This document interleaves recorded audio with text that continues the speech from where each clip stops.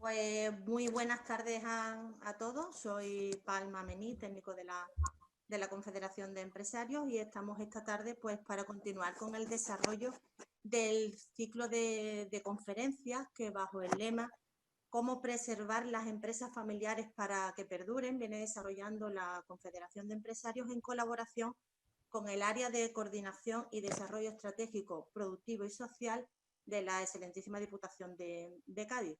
Es un ciclo de conferencias que, como sabéis, consta de 6 sesiones, y hoy vamos a desarrollar la quinta sesión, a la que hemos llamado la transmisión de la propiedad en la empresa familiar.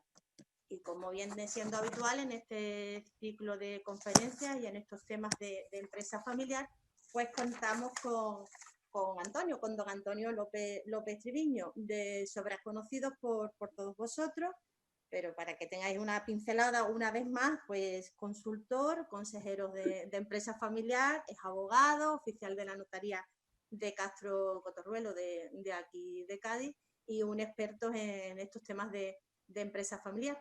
Y como no habéis venido ni os habéis conectado para escucharme a mí, pues os dejo con Antonio para que empiece con la sesión de esta tarde. Gracias, Palma, por la presentación. Buenas tardes a todos y bienvenidos a esta quinta sesión de este ciclo de conferencias para preservar o cómo intentar favorecer la continuidad de las empresas familiares, ¿no? En los que nos habéis seguido todas estas tardes, pues ya visteis que empezamos en primer momento con lo relativo a las características esenciales de las empresas familiares, con sus debilidades y fortalezas.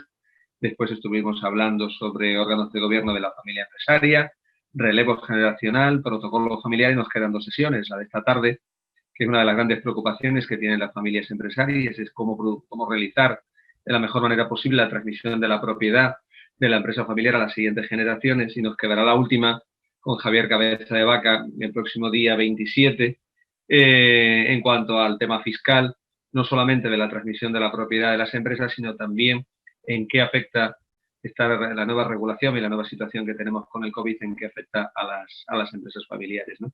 Antes de pasar al tema de hoy, lo digo porque algún cliente y amigo me ha preguntado con relación a la sesión de la semana anterior que hizo Daniel en orden al tema del protocolo familiar.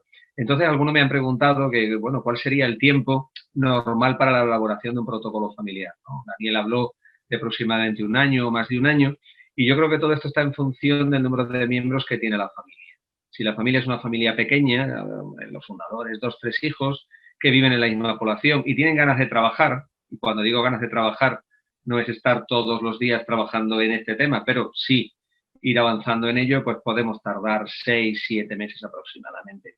Si evidentemente nos encontramos con una familia empresaria amplia, que no vive dentro de la misma población que vive la inmensa mayoría de la familia fundadora, a lo mejor hay que quedar solo los fines de semana o en días de fiesta cuando vengan, o es un número muy amplio de miembros de la familia, pues lógicamente tardaremos más tiempo, ¿no? Y estaríamos ante ese año y pico, en función, ya os digo, del número de miembros de la familia y de la dificultad para poder reunirse, para poder trabajar, aunque hoy, gracias a Dios, las nuevas tecnologías pues nos permiten hacerlo de una manera muy, muy sencilla, ¿no? Pero lo quería aclarar porque algún miembro de familia empresaria me ha preguntado en estos días y bueno, a alguien le parecía a lo mejor el tema del año y algo, un término muy amplio, pero que va a estar única y exclusivamente en función del número de miembros que tengan, y ya os digo, de la dificultad para reunirnos o de que estén todos en el mismo sitio, ¿no?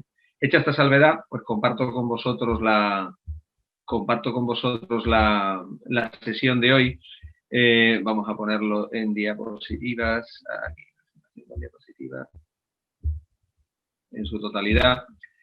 En cuanto a la transmisión de la propiedad de la empresa familiar, fijaros, cuando trabajas con las familias empresarias, yo al menos sigo pues 3 pilares fundamentales para trabajar con ellas, ¿no?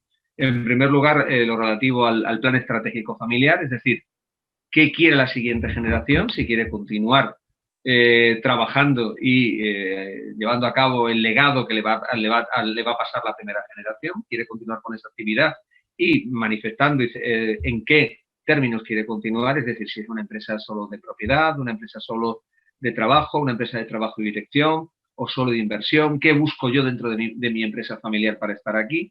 Ese sería el primer pilar en el que asentarse, la primera columna en la que fijar todo el trabajo que tiene que realizar la familia, también los posibles planes de carrera profesionales que se puedan hacer, en los estudios que deberían tener aquellas personas que decidan tener un rol, no solamente de propietario, sino un rol también de directivo o un rol de miembro del órgano de administración de la compañía. Una vez que tuviésemos ese trabajo, pasaríamos a la elaboración y el proceso de trabajo del protocolo familiar y, en último lugar, estaríamos en la implementación del protocolo familiar, ¿no? Que estaría a través, como ya os comentó Daniel, de las capitulaciones matrimoniales, de los testamentos, de los poderes preventivos para poder asegurar la continuidad de la compañía, de la modificación de los estatutos en lo que fuese necesario. Y hoy nos vamos a referir a, como os decía, algo que preocupa grandemente a los fundadores, ¿no? Que es cómo realizar una transmisión de la propiedad de la empresa familiar de la manera más correcta y de la manera más adecuada y, sobre todo, con el menor coste fiscal. En una ocasión habéis visto estas posibilidades porque en nuestro país la transmisión de la propiedad de las empresas se produce en vida o al fallecimiento. Si es en vida, pues tenemos la figura de la compraventa, de participaciones o acciones, que yo creo que todos tenemos en la mente qué es lo que es. Podríamos hacerlo a través de la figura de la donación. Podríamos hacerlo a través de la figura de la permuta, que es el cambio de cosa por cosa. Podría ser el cambio de un paquete accionarial por otro paquete accionarial. A lo mejor habría que plantearse este tema no de esta manera, sino a lo mejor realizando unas escisiones de rama de actividad con idea de que una rama familiar se dedique a un determinado negocio que estaba amparado dentro de la empresa general y otra rama familiar a otro, y gozando de todas las bonificaciones que tienen en el impuesto sobre sociedades. O también la figura de la renta vitalicia, ¿no? Que sería la figura de aquella situación donde tenemos pues una persona que no está casada, que no tiene hijos, que no viven sus padres, y entonces ¿a quién va a transmitir la propiedad de la compañía? Y en caso de que lo sean los hermanos o lo sean los sobrinos, pues aquí no tenemos ninguna bonificación fiscal, ya hablará de ello Javier la semana que viene. Aquí el legislador, salvo 8.000 euros que hay por parentesco de tío a sobrino, de hermano a hermano, pues a partir de ahí hay tributación, ¿no? Entonces esta figura de la renta vitalicia puede suponer una figura que, estudiada fiscalmente de manera correcta y viendo que fuese posible, pues es la entrega de ese paquete accionarial a cambio de una cantidad de dinero mensual, que ya os digo que es un tema que hay que trabajar con los asesores fiscales de la compañía por si pudiese ser una salida para la transmisión de la propiedad de la empresa familiar. Esta mañana, pues una cliente pues se asombraba, ¿no?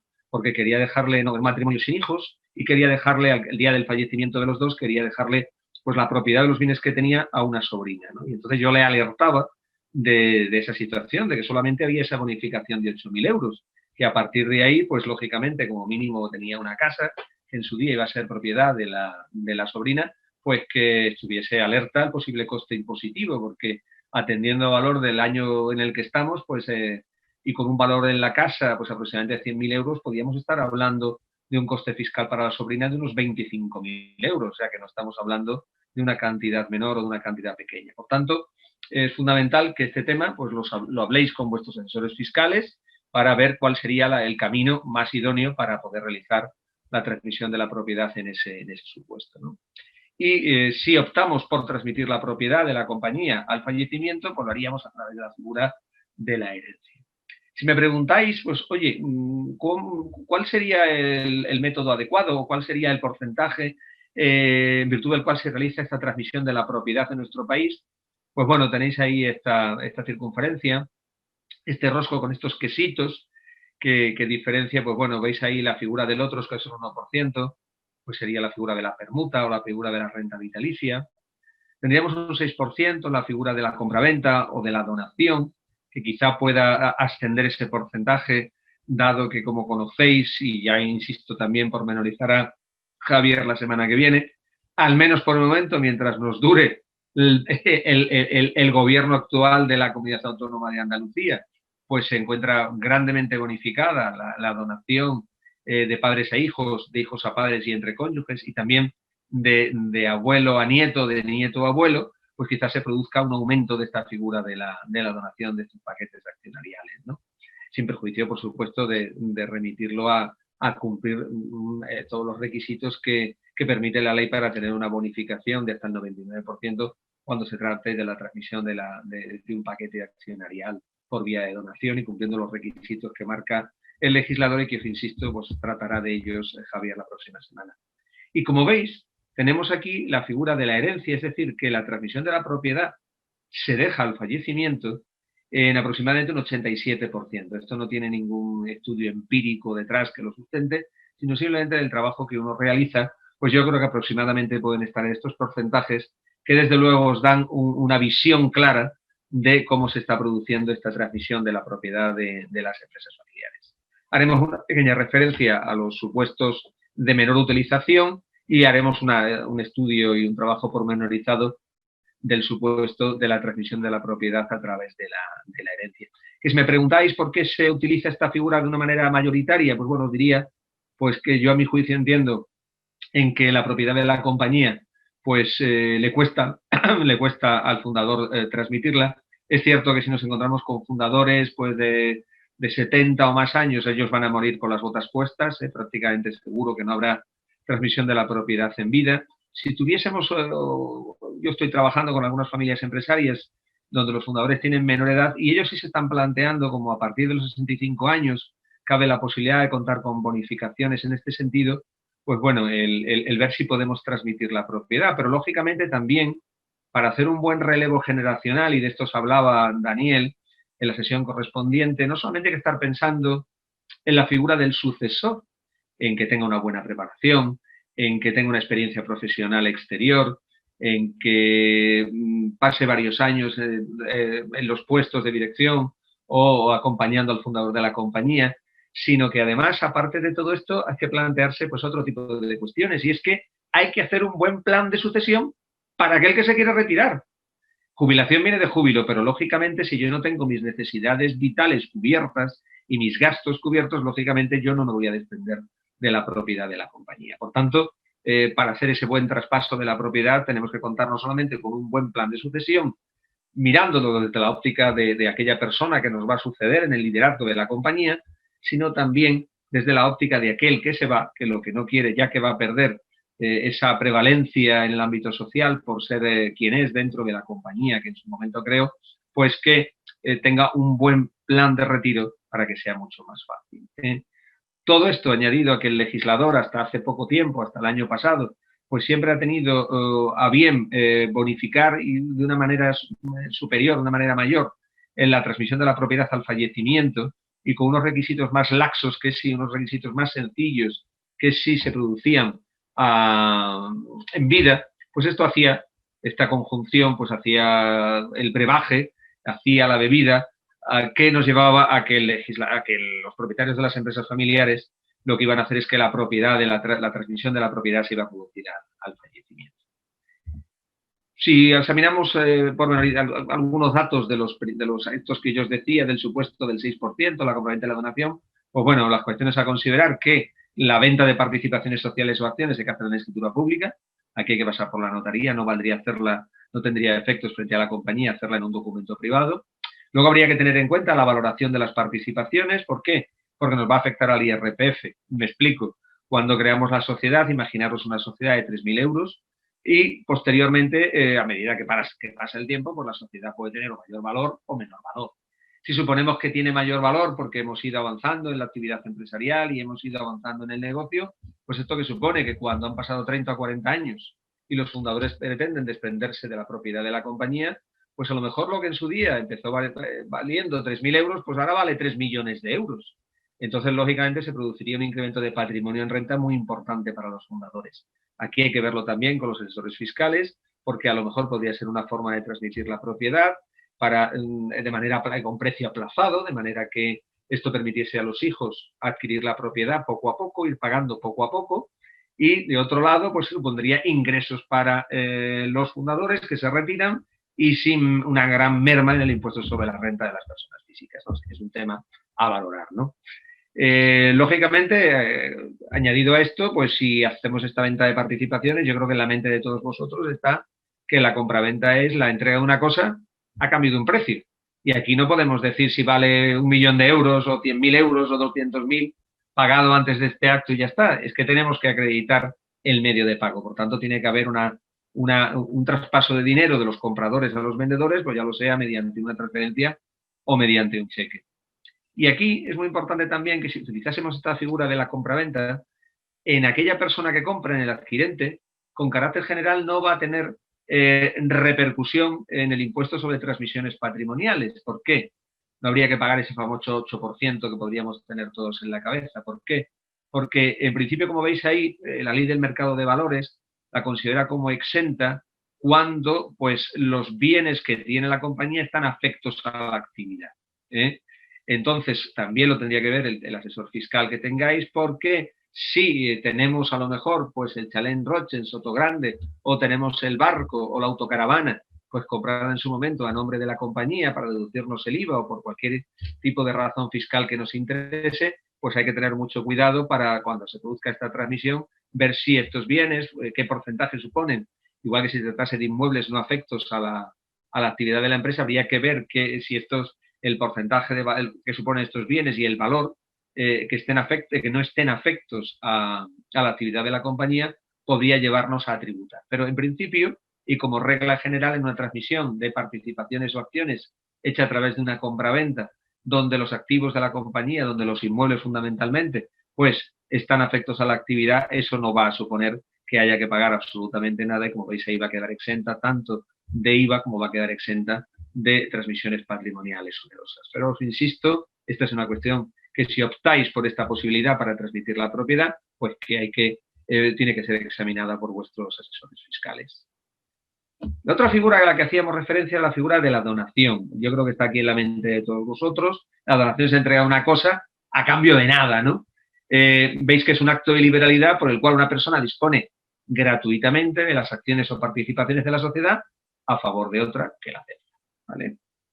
¿Qué tendríamos que considerar? Una cosa que les encanta a los fundadores, que es que son privativas del adquirente la propiedad. Es decir, si nuestros hijos a los que les donamos estas participaciones están casados y no han tenido la posibilidad de pactar separación de bienes, si fuese una compraventa, pues nos podemos encontrar con que hay una presunción de ganancialidad, ¿no? De que esas participaciones sean gananciales, cosa que normalmente no van a querer los fundadores porque quieren que sean de sus hijos de sangre, ¿no?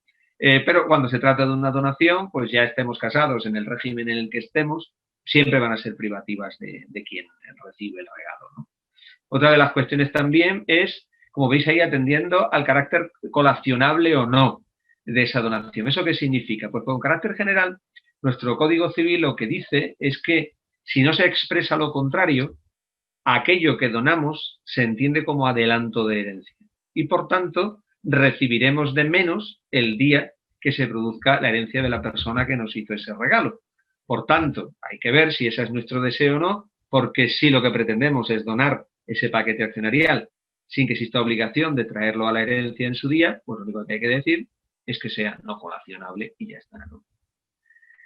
También, ¿qué tienen que tener en cuenta los fundadores? Y esto a lo mejor les puede extrañar. Fijaros, dice, examinar si hay incremento de patrimonio en renta en el IRPF del donante. Oiga, si yo estoy regalando algo, ¿cómo me dice usted que yo tenga que pagar IRPF? Pues sí, el legislador entiende también que cuando se trata de una donación, a pesar de que sea la entrega de una cosa a cambio de nada, pues que habrá que estar así a ver si se produce una ganancia patrimonial en el donante. Insistimos en el ejemplo de antes, si las participaciones sociales valían 3.000 euros y ahora resulta que valen 3 millones de euros, pues entonces nos encontramos con que existiría ese incremento de patrimonio en renta. Por tanto, inmediatamente mis asesores fiscales que me ayuden a ver si este sería el camino más idóneo para seguir o no.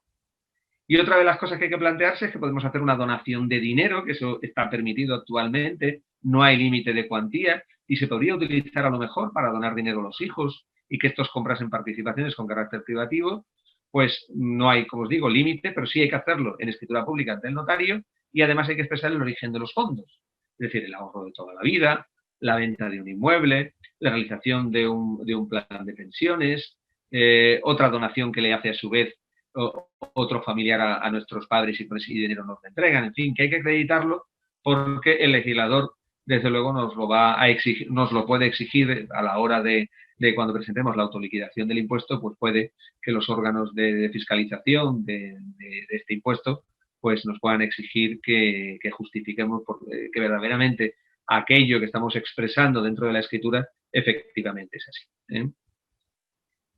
Pero nos vamos a la figura que se utiliza de manera mayoritaria, que como os decía antes, va a ser que la transmisión de la propiedad se produzca a través de, al momento, con la herencia, ¿no? Al fallecimiento de los propietarios. ¿Y cuál sería el vehículo que deberíamos de utilizar como empresarios para que la propiedad de la compañía vaya a aquellas personas a las que deseemos? Pues evidentemente lo que veis ahí, la figura del testamento, ¿no? Esto que a veces nos produce tanto yuyu en todos aquellos que somos de cultura mediterránea, pues bueno, pues yo creo que está en la mente de todos vosotros, ¿no? Lo que es, veis ahí una definición, que es el acto por el cual una persona dispone para después de su muerte de todo o parte de los bienes. Os insisto en el para después de su muerte. ¿Por qué? Porque esto significa que mientras tanto en vida yo hago con mis bienes lo que quiero, a pesar de que haya hecho testamento, inclusive diciendo que la casa A va para Juanito, el paquete accionarial para Margarita y el coche y el barco para Manolito, no pasa absolutamente nada si yo quiero en vida venderlo, o regalárselo al vecino del quinto. ¿Por qué? Porque este documento va a surtir efectos el día que yo falte. Por tanto, ¿qué supone? Que mientras tanto, pues eso es mío y yo hago lo que me parece oportuno con lo que es mío, ¿no?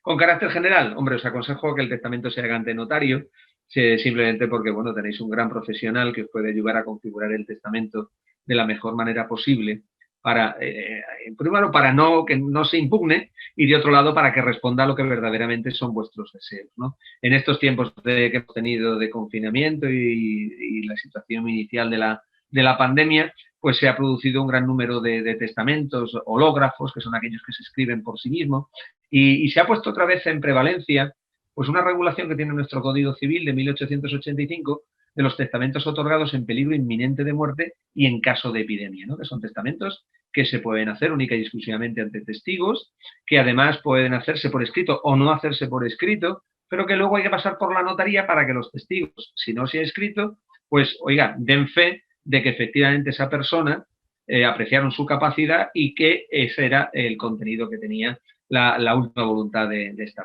persona. Aparte de estos supuestos que perfectamente se podrían utilizar en algún momento, pues yo lo que os aconsejo es el testamento hecho ante notario, ¿no?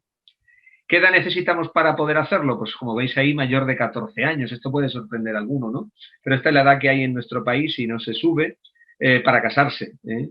Entonces, bueno, pues lógicamente yo no recuerdo ningún testamento por nadie menor de 20 y tantos años, pero bueno, el legislador tiene desde la publicación del Código Civil esta edad como fecha para su otorgamiento. También pensar que bueno, que este país ha crecido en esperanza de vida entre 40 y 45 años, o sea que lo que el año 1900 pues resulta que la esperanza de vida en nuestro país era 40 y poco, pues ahora actualmente estamos entre 82, 84, hasta 86, 88, dependiendo si somos hombres o somos mujeres. Y bueno, pues esto en aquel entonces, lógicamente, esta edad de 14 años no chirriaba, ¿no? Aunque hoy en día, pues sí nos lleve a chirriar, ¿no? Otra de las grandes preguntas que nos hacen es, oiga, ¿y qué coste tiene hacer testamento? Porque parece que es una cosa, primero, que nos vamos a morir al día siguiente, y segundo, que tiene un coste desmesurado. Pues no es así, porque ya lo veis ahí. Va en función no de los bienes que se tengan, sino del número de folios que ocupen. Y entonces, pues un testamento normal va a ocupar pues 3, 4 folios y va a suponer unos 40 euros. Y un testamento donde tuviésemos un gran número de bienes a distribuir, con un gran número de disposiciones, que luego veremos las posibilidades que hay, a lo mejor vale 50 euros cada cónyuge, ¿no? Entonces estáis viendo que por 80 o 100 euros como máximo tenemos la posibilidad de que los bienes vayan donde nosotros queremos, y todo ello sin perjuicio de poder modificarse en cualquier momento, porque va a surtir efectos siempre el último testamento que otorguemos, ¿vale? Entonces, os invito a que reflexionéis sobre ello. Vais a ver qué posibilidades tenemos a continuación y que os puedan ayudar a configurar de la manera más adecuada vuestros deseos la transmisión de la propiedad de la empresa. Porque esto nos va a llevar, o lo primero que nos planteamos es, ¿hay libertad para testar? Es decir, nosotros tenemos en nuestro país la posibilidad de hacer testamento pasando, vamos a decir, el pasando con comillas o sin comillas de los hijos, y pudiéndoselo dejar a mi cónyuge o pudiéndoselo dejar de manera concreta a algún hijo y no dejándole nada a los demás. Pues no, la respuesta a esto es que no. Si veis ahí, pues bueno, nuestro legislador insisto, desde la época romana y también desde la publicación de nuestro Código Civil, establece el sistema de legítimas, ¿no? Que seguro que habéis escuchado hablar alguna vez, ¿no? Que es una porción de la herencia que va a corresponder a determinadas personas en función del parentesco que tengan con nosotros, que somos los testadores, y que tienen el nombre de herederos forzosos, ¿no? Esto no significa que no podamos desheredarlos a ellos. Existen en el Código Civil causas para ello, que normalmente pues, van a ser pues, atentar contra la vida del testador, no prestar alimentos cuando sea necesario, malos tratos físicos. Existe la posibilidad de los malos tratos psíquicos. Aquí el Tribunal Supremo ha dado un paso adelante y ha permitido, pues oiga, que en aquellas ocasiones en que no haya contacto entre padres e hijos o exista una situación de no dejar ver a los nietos, por ejemplo, una situación que pueda haber un maltrato psicológico al testador, que quepa la posibilidad de que se invoque como causa de desheredación este supuesto. Lo que sí hay que tener mucho cuidado en utilizarlo. ¿Por qué? Porque si eso lo hacemos constar así en el testamento y luego en su día el hijo desheredado, el hijo malo, entre comillas, impugna el testamento, resulta que le corresponde al hijo bueno probar que esa situación se ha producido así. Y entonces nos encontramos con que al final estaremos enfrentando a los hijos buenos o al hijo bueno con los hijos malos o con el hijo malo. Por tanto, hay que sopesar esa situación muy mucho para ver si nos puede interesar de futuro esa pugna o dejarle lo menos posible a ese hijo malo, insisto, con comillas y sin comillas, ¿no? ¿Y quiénes serían estos parientes a los que tenemos obligación de dejarles algo? Lo veis ahí, serían los hijos y descendientes respecto de los padres y ascendientes. En segundo lugar, pues a falta de que no haya hijos, si viven nuestros padres, lo serían nuestros padres o nuestros abuelos, si nuestros padres han fallecido, pero nuestros abuelos no. Y en uno o en otro caso, en cualquiera de los dos supuestos, el viudo o viuda. Si veis aquí, el legislador está recogiendo en tercer lugar al viudo o viuda. O sea, que aquí está diciendo, oye, yo prefiero primero a mi familia y luego a los que vienen de fuera. Un poco, podríamos, siempre digo lo mismo, ¿no? Esto es un poco la aplicación práctica, o vamos, la aplicación legal de mis hijos son mis hijos y a ti te encontré en la calle. Para que veáis que no está en primer lugar el cónyuge viudo, sino que están en primer lugar los hijos. Si no los hubiesen los hijos, pero viven los suegros, estarían los suegros, y con unos o con otros, el cónyuge viudo. Para que el cónyuge viudo pudiese heredar, luego lo veréis, si no está en tercer lugar, es decir, no tendría que haber hijos, no tendría que haber padres o ascendientes, y en tercer lugar estaría el viudo o viuda. Ahora, de todas formas, hablamos de ello. ¿Por qué? Porque lo que ahora nos tenemos que plantear es, oye, ¿y si yo tengo estas limitaciones para testar? ¿Cuál sería esa cuantía de la que yo no puedo disponer libremente? El legislador va evolucionando diciendo que a mis hijos les tengo que dejar más que si no existiesen hijos y fuesen los padres, ¿no? Lo dejo así un poco como introducción. ¿Por qué? Porque fijaros que si yo tengo hijos, ellos tienen derecho a 2/3 partes de la herencia. Una cantidad bastante elevada.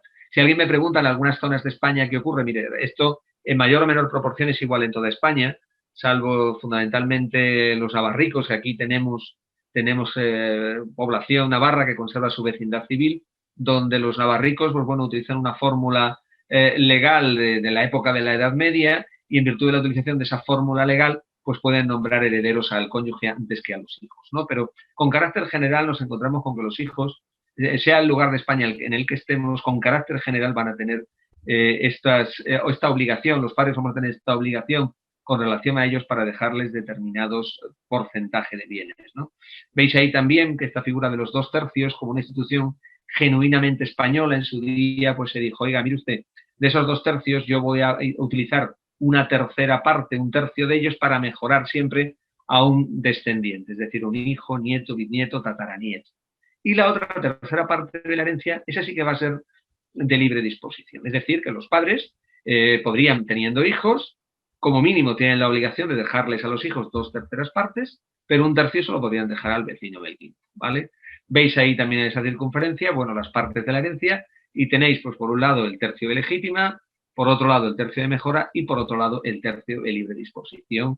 Y que, insisto, pues cuando tenemos hijos, el legislador ha entendido desde siempre que les tenga que corresponder una cantidad importante. Aquí os podríais pensar alguno, hombre, a mí esto me parece un poco desmesurado. Y es verdad que entre los sesudos del derecho civil pues hay voluntad de modificar esta situación. Lo que pasa es que, evidentemente, tal como estamos políticamente y sanitariamente, no es prioritario, ¿no? Pero siempre se ha planteado ya desde hace bastantes años que habría que reducir cuál sería la parte que les puede corresponder a los hijos, porque fijaros, el legislador lo que está pensando es en proteger a la prole, pero por razón de la longevidad del ser humano, lo que se ha producido es la situación contraria, que a quien habría que proteger serían nuestros padres. ¿Por qué? Porque van a vivir un número de años que normalmente van a jubilarse a los 65 años y que van a tener una vida donde quizás vayan a necesitar medios económicos importantes para poder atenderles y para poder subsistir. Entonces,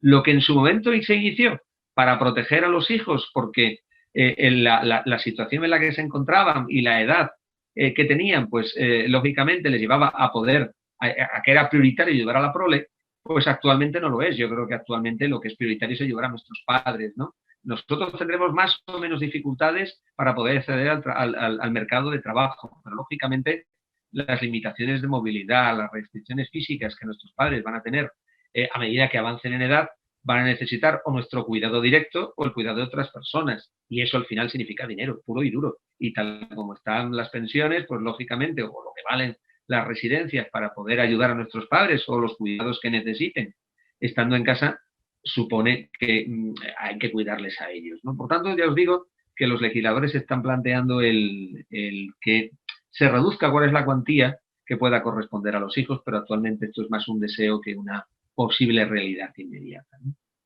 Oye, y si no tenemos hijos, ¿cuál sería la participación que le tendría yo obligatoriamente que reservar a mis padres, ¿no? Y ahí lo tenéis. Fijaros que si yo no tengo hijos, como mínimo mis padres tienen derecho a una mitad de la herencia. Pero si yo estoy casado, entonces la parte de los hijos, la parte de mis padres se reduce a una tercera parte de la herencia. Veis que estamos pasando de 2/3 a mitad, 1/3. Oye, ¿y dónde dejamos al cónyuge viudo? Oiga, ¿dónde dejamos a esa persona que ha estado con nosotros durante 30, 40 o 50 años conviviendo, trabajando y sufriendo con nosotros, conmigo, la actividad empresarial y el trabajo en general? Pues fijaros que el legislador responde a lo que antes os decía, los derechos son única y exclusivamente de uso y disfrute. Entonces, ¿qué reconoce? Pues que al cónyuge viudo le reconoce, en caso de que concurra con los hijos, el uso y disfrute de una tercera parte de la herencia. En caso de que concurra con los suegros, como mínimo, o sea, lo que hay que respetarles es el usufructo de la mitad de la herencia, y si concurre con los cuñados o con los sobrinos, como mínimo va a tener derecho a 2/3 partes de la herencia, pero siempre de uso y disfrute, nunca en propiedad, ¿eh? Igual que la legítima que tenemos que dejarle a nuestros hijos y a nuestros padres en caso de no tenerlos, sería en propiedad, la legítima que tenemos obligatoriamente por ley que dejarle a nuestro cónyuge es una legítima que se deja en usufructo. Bien, ¿esto qué hace? Que una vez que tenemos puesto encima de la mesa cuál sería, de un lado, aquellas personas a las que yo estoy obligado a dejarles algo, y por otro lado, qué importe o qué cuantía de mi herencia les tengo que dejar, pues entonces vamos a plantearnos ahora, oye, ¿el testamento en qué nos puede ayudar para que podamos jugar con estos supuestos que nos estás planteando, Antonio? Y los vamos a ver a continuación. Por tanto, la pregunta, ¿es aconsejable hacer testamento? Pues yo creo que sí. Espero que vosotros, cuando termine esta sesión, pues también os la hagáis, ¿no? Como yo creo que os voy a convencer en ese sentido. Nos vamos a una situación normal, ¿no? La situación normal sería la situación del cónyuge viudo con hijos mayores de edad. Bueno, ¿qué es lo que se suele hacer normalmente? Bueno, pues dejarle al cónyuge viudo no solo el usufructo de una tercera parte, sino el usufructo de la totalidad de la herencia. Esto que conllevaría la posibilidad de dejarle el usufructo de la totalidad del paquete accionarial, de manera que los rendimientos de la compañía, los rendimientos de esas acciones o participaciones, pudiese disfrutarlos el cónyuge viudo, al que le debemos dejar también el derecho de voto, porque si no se dice nada, lo que nuestro legislador impone es que el derecho de voto va a corresponder a los hijos y no al cónyuge viudo. Por tanto, había que modificar los estatutos para decir que no solamente los rendimientos, que eso lo dice así, si le dejamos en el testamento el usufructo de ese paquete accionarial, van a corresponder a él, sino que también el derecho de voto, es decir, el derecho a cuándo se van a repartir dividendos y qué importe, le corresponde al cónyuge viudo. Es muy importante también que si hay una separación o un divorcio, cambiar el testamento, por supuesto, o establecer que los derechos que yo pueda dejar en ese testamento del cónyuge queden ineficaces en los supuestos de separación o de divorcio. Y haciendo aquí la salvedad de que actualmente, desde el año 2005, desde que se permitió en España el matrimonio entre personas del mismo sexo, se permitió también que en caso de separación de hecho, que hay muchos supuestos, que las personas no mueven papeles o están empezando a moverlos, no hay ya obligación de dejarle nada a la persona que convivía con nosotros y que sigue siendo todavía nuestro cónyuge, porque no ha habido ni una sentencia de separación ni una sentencia de divorcio. ¿Qué nos permite el testamento? El testamento nos permite, pues oye, concretar bienes. ¿A quién le dejo? Como os decía antes, pues a lo mejor, oye, hablando con mis hijos, pues creo que el paquete accionarial mayoritario debe estar en manos de alguno que está pues dirigiendo la compañía y que va a hacer que esto subsista en el tiempo, y dejarle otras cosas a otro que tenga a los otros hijos. Y, por supuesto, partiendo, si quiero, de la igualdad, pero bueno, la igualdad no significa que yo tenga que dejarle a todos mis hijos en igual proporción en el paquete accionarial, sino que yo puedo, viendo el valor de las cosas que tengo, vuelvo al asesor fiscal, pues oye, hacer un testamento donde distribuya, pues en función de que yo he hablado con mis hijos y aquel que está dirigiendo la compañía o aquellos que están al frente de ella, que sabemos que van a hacer que continúe el negocio y que puedan obtener rendimientos, pues a lo mejor hay que dejarles, sino todo un paquete mayoritario para que puedan actuar en ese sentido, ¿no? Entonces, todo esto nos lo va a permitir el juego de que en el testamento lo podamos configurar.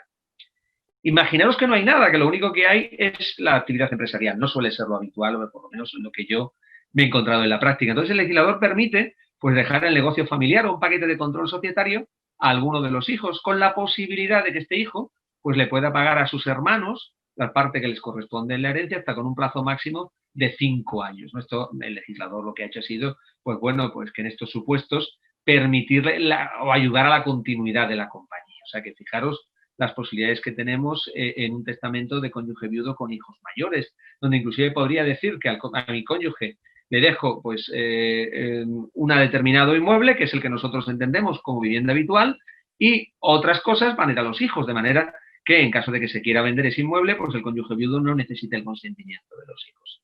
Si hay un solo inmueble es difícil poder hacer esto, pero si hay varios, siempre podemos jugar en ese sentido. Por tanto, veis que aquí tenemos, es aconsejable hacerlo y es aconsejable pues asesorarse tanto de vuestro asesor fiscal como, por supuesto, también del notario, del abogado que os lleve este tema dentro de la compañía.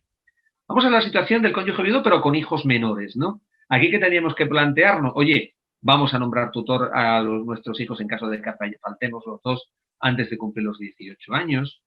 O imaginaros que no nos interesa porque la familia ha decidido, cuando trabaja en el protocolo familiar, que la propiedad de la compañía no quede en manos del pariente que no es de sangre.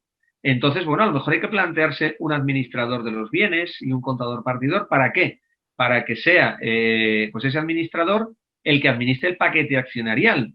Te puedes encontrar con un supuesto donde, pues oiga, se nombre pues también como tutor de los bienes a un determinado miembro de la familia de sangre que conoce el negocio y quizá pueda ayudar mucho más a ese hijo o esa hija menor de edad a incrementar su patrimonio, y por otro lado el tutor de la persona, ¿no? Que se refiera a otros aspectos que no sea el patrimonio empresarial, ¿no?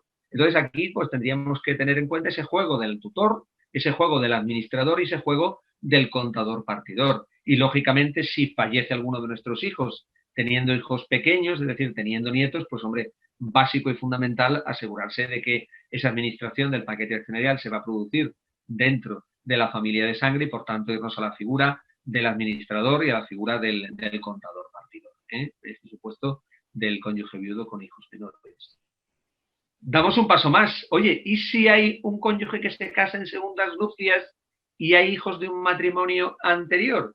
Pues oye, nos tenemos que plantear, lógicamente, con el testamento, deslindar qué bienes voy a dejarle al cónyuge al que estoy unido en segundas nupcias y qué bienes voy a dejar a mis hijos que yo tengo de la unión anterior. Y sobre todo, si son menores, también jugando con las figuras del nombramiento de tutor, del administrador o del contador partidor. ¿Para qué? Para evitar que se tengan que poner de acuerdo a lo mejor personas que por razón de edad o por razón de no tener relación ninguna pueda ser difícil en su momento la continuidad empresarial del proyecto iniciado por el fundador, ¿no?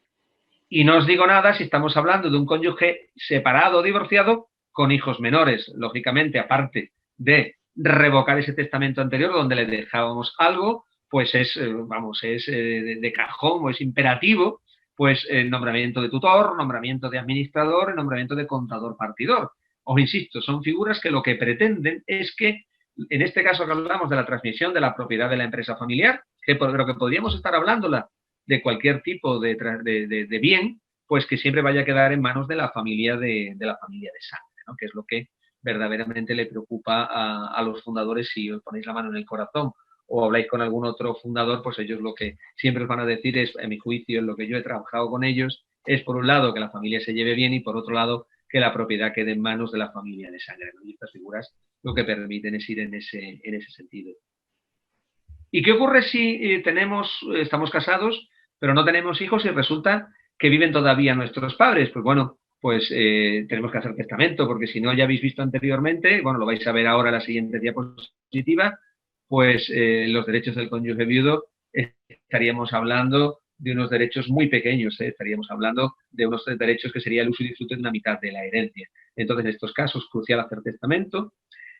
Muy interesante utilizar las figuras del uso y disfrute que ya veíamos anteriormente para que el cónyuge viudo pueda obtener los rendimientos, o también la figura relativa a lo que veis ahí, la sustitución fideicomisaria, es decir, que la propiedad de ese paquete accionarial se dejase al cónyuge viudo y que pudiese perfectamente disponer de él y que pasase a los herederos única y exclusivamente aquello de lo que no se hubiese dispuesto. Esto es un testamento muy habitual en aquellos matrimonios que no tienen hijos pero sí tienen sobrinos, y en su momento lo que quieren es dejarle a los sobrinos la propiedad de lo que quede, en el sentido de la propiedad de todo aquello de lo que no hubiese dispuesto el heredero en el momento de la vida de esa persona, ¿no? Puede ser una figura interesante a utilizar.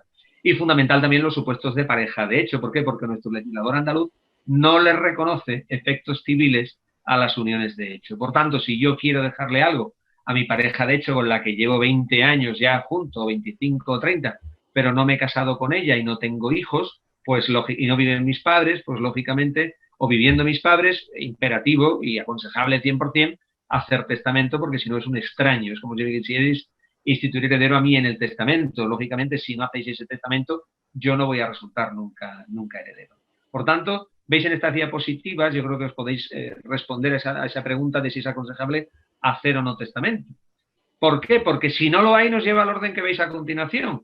Lo serían en primer lugar. Aquí esto es la aplicación, también los que me podéis escuchar o me habéis seguido en alguna ocasión, que siempre lo cuento de que el cariño desciende, luego asciende y luego se extiende, ¿no? ¿Por qué? Porque va a preceder el legislador, primero a la rama descendente, hijos, nietos, bisnietos, tataranietos. Si no lo hay, vamos arriba, padres, abuelos, bisabuelos. Si no los hay, entonces estaría el cónyuge viudo, o sea, fijaros en tercer lugar.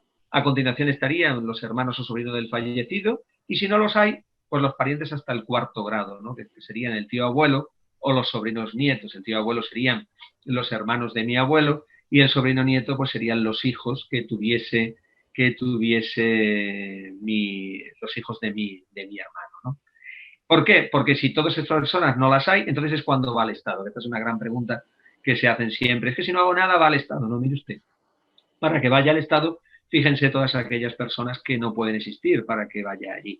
Aquí el coste, si os acordáis, antes estábamos en 40 euros y ahora estamos en 250 euros. Hay que contar con testigos, hay que hacerlo en el lugar del domicilio, normalmente del domicilio del fallecido, más requisitos. En definitiva, no es una figura que yo aconsejo que dejemos cuando tenemos un patrimonio empresarial, o con carácter general, pero sobre todo cuando tengo un patrimonio empresarial, que dejemos al albur de no hacer testamento a que en función del parentesco, pues así vayan los bienes de un sitio a otro sin una determinada distribución de la propiedad. Bien, porque lo que hemos visto es quiénes son herederos, pero ahora nos queda el siguiente paso, porque esto es una cuestión fundamental, ¿no? Hay mucha gente que dice, no, ya he hecho testamento y lo tengo resuelto. No, mire usted, ahora le queda una cosa más, que es o acepta o renuncia a la herencia. Si aceptamos la herencia, pues tenemos la posibilidad de hacerlo de dos maneras, ¿no? De manera pura y simple, en virtud de la cual el patrimonio del heredero se confunde con el del causante, y por tanto mucho cuidado en esto, porque puede responder de las deudas del causante, el heredero lo va a ser en lo bueno y en lo malo, lo va a ser en las cosas buenas que haya dejado el causante, pero también lo va a ser en las posibles deudas que haya dejado el finado, ¿no? El fallecido. Y si pensamos que puede haber muchas más deudas que bienes que lo integren en la herencia, entonces tendríamos que irnos a la figura de la aceptación o es a beneficio de inventario. Como su nombre indica, se trata de inventariar aquellos bienes que tuviese el causante, tanto el activo como el pasivo, y entonces posteriormente, una vez finalizado, pues que los herederos decidan si adquieren esos bienes o no adquieren, o aceptan la herencia. Y aquí no se producía esa confusión de patrimonio entre el heredero y el causante en orden a tener que pagar las deudas del causante. Si utilizáis este sistema, que se utiliza muy poco, hay que tener cuidado. ¿Por qué? Porque hay que hacerlo notarialmente, tiene un coste económico en función del patrimonio importante y sobre todo también un coste largo en el tiempo. Pero bueno, si hay que acudir a ese sistema, pues se acude, ¿no? Y la aceptación de la herencia, a diferencia del testamento, que vale 40 euros con carácter general, el coste va a estar en función de los bienes y deudas que deje la persona fallecida. Oye, y como os decía antes, ¿y yo puedo renunciar a la herencia? Pues claro que sí, que puede usted renunciar a la herencia, ¿no? Aquí hay que plantearse dos cuestiones básicas y fundamentales. Primero, si hay o no testamento del fallecido, y si lo hay que examinar el testamento. ¿Por qué?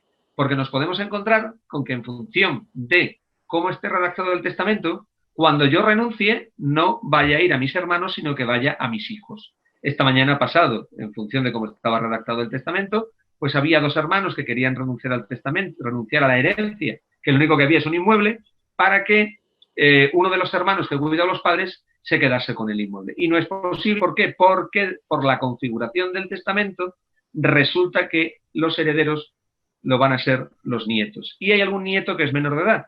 Y cuando se trata de renunciar derechos de nuestros hijos menores de edad, necesitamos autorización judicial, es decir, coste en dinero de abogados, en procuradores y en tiempo. O sea que cuidado con esto porque a veces las renuncias las carga el diablo. Y si, por ejemplo, el supuesto a lo mejor de 2 o 3 hijos que pretenden renunciar a la herencia, los 2 o los 3, para que el bien o los bienes vayan al cónyuge viudo, pues cuidado, porque si hay descendientes, cuando renuncian todos, los derechos pasan a los nietos de la persona fallecida, no pasan al cónyuge. Por tanto, os insisto, cuidado que las carga el diablo y, por tanto, asesoramiento notarial para que examinen cómo está redactado el testamento y que os aconsejen si se puede renunciar o no se puede renunciar. Y luego la otra cuestión fundamental a tener en cuenta es el plazo en el que yo hago esa renuncia. ¿Por qué? Porque el legislador, durante el plazo de vigencia del impuesto, que es los 6 meses que tengo voluntarios para el pago y los 4 años de prescripción, pues no supone coste alguno. Pero si resulta que yo los papeles los guardo en el cajón y como está pasando ahora por razón de la pandemia, se están arreglando documentos que había que haber arreglado hace mínimo, el otro día tenía yo un expediente sucesorio de hace 24 años y estaban planteando renuncias, pues muy bien, pero esa renuncia resulta que de hermano a hermano, pues es una donación fiscalmente y la donación de hermano a hermano no está bonificada y esa donación paga, claro, cuando esto se lo trasladas a los herederos, pues entonces estamos con las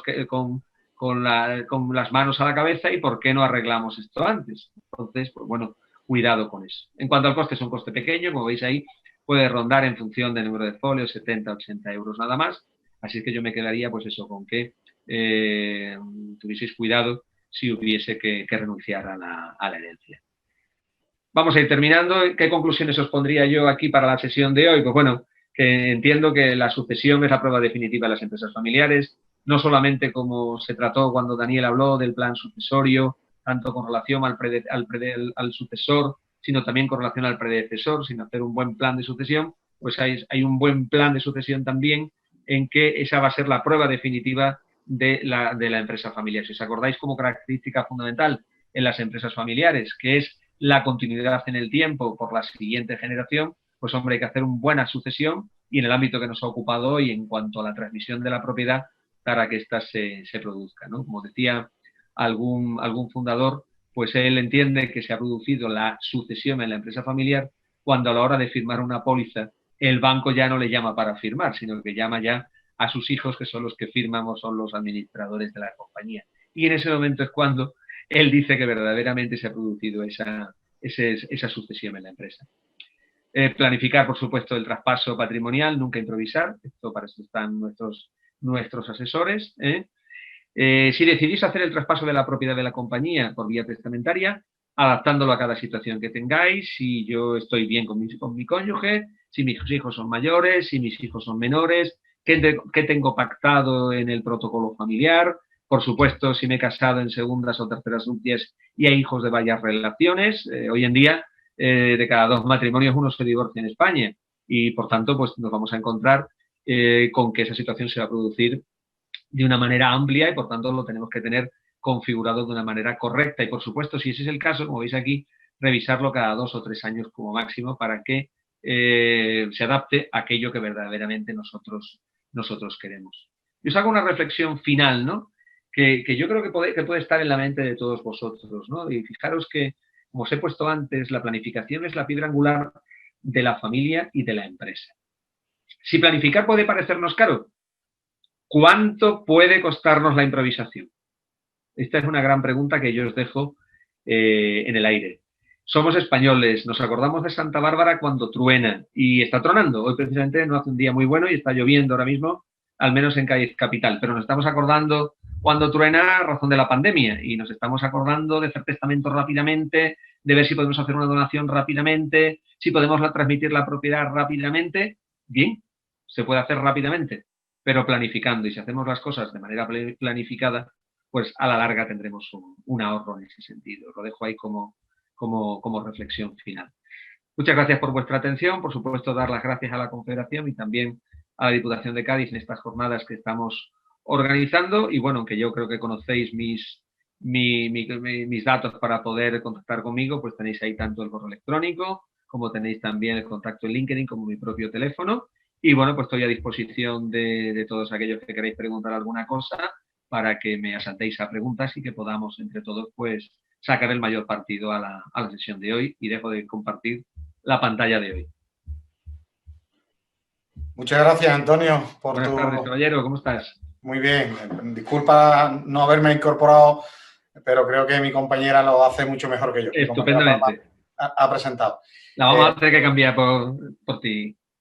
Agradeceros, en primer lugar, agradecerte tu participación y se abre un turno de preguntas por si la gente quiere formularte o trasladarte alguna pregunta. Yo tengo ya alguna pregunta, te lo adelanto. Venga, si quieres ya. Vamos a ello. ¿Cuál es el medio que te parece más idóneo para transmitir la propiedad de la empresa familiar a la siguiente generación? Esto es una pregunta que nos hacen muchos fundadores. No existe un método, o sea, un medio que sea la cuadratura del círculo. Entonces, mi consejo, sobre todo, hombre, lo que pretenden los fundadores es, de un lado, pues oye, realizar el traspaso de la propiedad en los términos que yo quiero, es decir, si yo quiero que esto sea privativo, pues tengo que pensar si lo voy a hacer mediante una compraventa o mediante una donación, si tienen mis hijos dinero para ello o no, si han pactado separación de bienes o no. Y de otro lado, lo que va a querer siempre el fundador es seguir teniendo o manteniendo el poder adquisitivo que tenía anteriormente. Por tanto, como os decía, un buen plan de retiro, un buen plan de relevo generacional lleva consigo no solamente a qué se va a dedicar el fundador, sino si las cuestiones crematísticas las tiene resueltas o no. Por tanto, no existe un sistema que sea perfecto. Yo creo que es un sistema que tendrá que valorar todo y, sobre todo, bueno, se me olvidaba, y sobre todo, qué coste fiscal tiene aquello que vamos a hacer. Por tanto, no existe un camino que pueda valer para todos o una respuesta unívoca, y yo lo que sí os planteo, que sobre todo, es que este tema hay que hablarlo con los asesores fiscales. Si no tenéis asesores fiscales, los que tenéis se dedican o se han dedicado siempre al IVA y sociedades, que manejan muy bien, pues tenéis que buscar gente que maneje el impuesto de sucesiones y donaciones, que maneje muy bien el IRPF, para que os haga un planteamiento lo más interesante posible para vuestros intereses. Muchas gracias, Antonio. Como veo que no se anima el chat, yo te formulo otra pregunta. ¿Es conveniente realizar la transmisión de la propiedad en vida de los fundadores o mientras que estén vivos los fundadores es conveniente realizar la transmisión? Insisto, creo que es una cuestión fiscal. A lo mejor lo que puede interesar es pues transmitir la nuda propiedad y ellos quedarse con el usufructo. A lo mejor lo que les puede interesar es la transmisión del pleno dominio, pero de manera aplazada, para que ellos puedan tener unos rendimientos todos los meses y no se vea muy grabado su IRPF. A lo mejor lo que hay que plantearse desde ya es, oye, ver cómo están las retribuciones que se perciben dentro de la compañía. Insisto, no hay una solución. Lo que sí hay que hacer es planificar, es decir, Lo que sí tiene que tener claro el fundador es que tiene que establecer con qué edad se va a marchar. Yo no sé si creo que os lo ponía a vosotros o lo ponía en alguna otra de las sesiones virtuales de formación que estamos haciendo por otros sitios, en México, Chile o a la Asociación Andaluza de la Empresa Familiar. Hay una diapositiva que yo siempre le pongo a la familia empresaria que es demoledora, en el sentido de que enumeras el fundador, fundadora, hijos, nietos y las edades de cada uno en el año 2020 a 5 años y a 10 años, y todos vamos a ver qué progresión vamos a tener en la edad, y eso nos va a llevar a que tenemos que planificar las cosas y que, por tanto, tenemos que fijar cuándo nos vamos a marchar. Porque si fijamos cuándo nos vamos a marchar, un buen plan de sucesión lleva consigo 5 o 7 años. Y si tenemos que planificar fiscalmente de la mejor manera y con el menor que eso se produzca, pues hay que hacerlo bien y teniendo conocimiento toda la familia de en qué momento se va a producir esa situación para trabajar en ello a todos los niveles, tanto desde el punto de vista de la empresa como desde el punto de vista de las perras, que es lo más importante. Independientemente de que uno sea empresario, ¿crees que es necesario hacer testamento? Y si es conveniente hacerlo ante un notario. Pues sí, yo creo que sí. Sí, yo creo que es básico. Yo lo he comentado esta tarde. A mí me parece que es una cuestión básica hacerlo. Es verdad, yo insisto, como buenos españoles de los tercios de Flandes, de que nos acordamos de la Santa Bárbara cuando truena, se está produciendo una avalancha de arreglar papeles en estos días, ¿no? Y uno de los papeles que se arreglan, pues son los testamentos, ¿no? Entonces, con independencia de que tengas o no una empresa, pues es muy conveniente hacerlo, sobre todo si yo le quiero dejar más, si acordáis que antes hablábamos del uso y disfrute de una tercera parte, si le quiero dejar más a mi cónyuge, le puedo dejar más hasta el usufructo de todo si hago testamento. Si le quiero dejar por los rendimientos del paquete accionarial, pues debo de hacer testamento. Si yo lo que quiero es dejarle un bien concreto, una casa si tengo varias, de manera que el cónyuge viudo pueda por sí solo vender en su día o alquilar por sí solo, necesito hacer testamento. Porque esto nos va a ayudar y ya veis que el coste económico de un testamento hecho por un matrimonio es 40 euros cada uno, ¿no? Y, hombre, lo ideal es hacerlo ante notario. ¿Por qué? Porque, bueno, tenéis un funcionario, desde el punto de vista organizativo, un funcionario público y un gran profesional del derecho que os puede ayudar a configurar ese testamento acorde con vuestras voluntades y deseos y que no se impugne posteriormente. Es cierto que por razón de la pandemia nos hemos encontrado o nos estamos encontrando ahora con testamentos hológrafos o con la posibilidad de personas que han podido otorgar testamento en peligro inminente de muerte. Pero bueno, lo ideal es si podemos hacerlo antes del testamento y yo os aconsejo y os lanzo a ello, aunque pudiésemos ser muy mediterráneos en este sentido. Perfecto, muchas gracias. Veo que el chat no hay preguntas. Te formulo otra pregunta. ¿Se puede renunciar a cualquier herencia, Antonio? Sí, seguro que habéis leído en la prensa que, vamos, no ahora porque, hombre, ahora hasta 1 millón de euros por heredero no se paga, entonces el pagar actualmente por una herencia es una cosa, tiene que haber un patrimonio muy, muy importante, ¿no?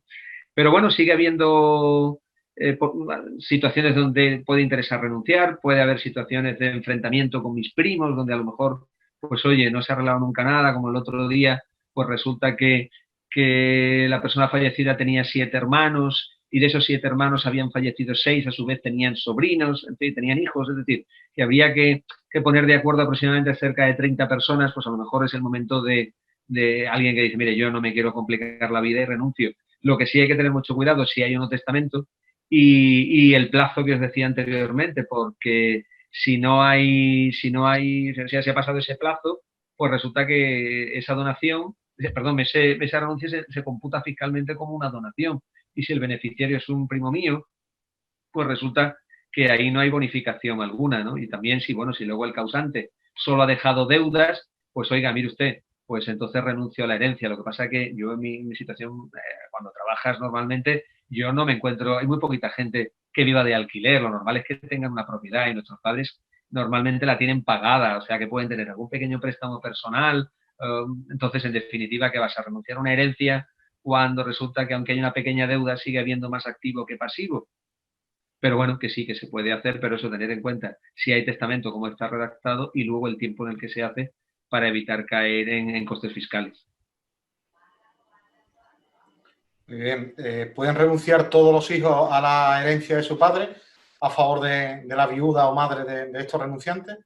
Sí, no hay ningún problema. Esto se plantea en muchas ocasiones, ¿eh? Porque, bueno, los hijos pues dicen, oye, pues yo, como las mujeres suelen tener mayor esperanza de vida, pues bueno, pues oye, queremos que nuestra madre, pues el dinero que había en el banco sea para ella, que ella utilice la casa y que sea solo ella. Y está muy bien, pero hay que tener cuidado, y creo que lo he comentado cuando al hilo de esto.